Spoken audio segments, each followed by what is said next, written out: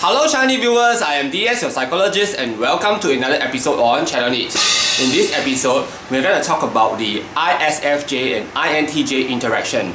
One of our viewers actually asked for an ISFJ and INTJ interaction episode. While this video may not entirely address their interaction, I hope that you will also find this useful. Guilty look. So in order for me to go about doing this episode, I actually interviewed some ISFJs and INTJs who know MBTI and asked them about what their opinion of each other is. What do you think? What do you think? So this is what the ISFJs that I have surveyed say about the INTJs. The ISFJs like the INTJs because the INTJs are able to give them a very broad view. The INTJ helps the ISFJ to analyze the situation that they are in. So generally when doing information search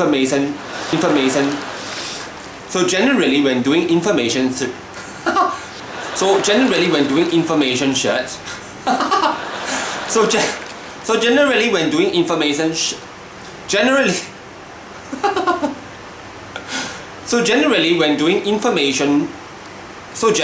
doing information search, the ISFJ has no problem at all because they are SI dominant.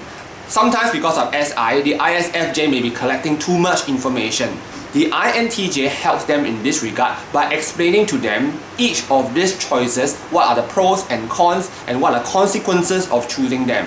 So for example, let's say I want to decide between University A and University B, or person A, person B to stay or to leave. The INTJ helps the ISFJ in this regard. So the facts are already there, the ISFJ knows it. The INTJ helps to reorganize these facts in a very logical way so that the ISFJ can make his or her own decision. So in this regard, the ISFJ and the INTJ can work very well. Well, as an ENTJ, it's not that I cannot give advice this way like the INTJ does. I am not so patient with it. And when the other person that I'm trying to give advice to isn't capturing what I am saying or is very stubborn and doesn't want to accept my point of view, I can actually dismiss this person. So definitely I can understand why the ISFJ may prefer the INTJ for this.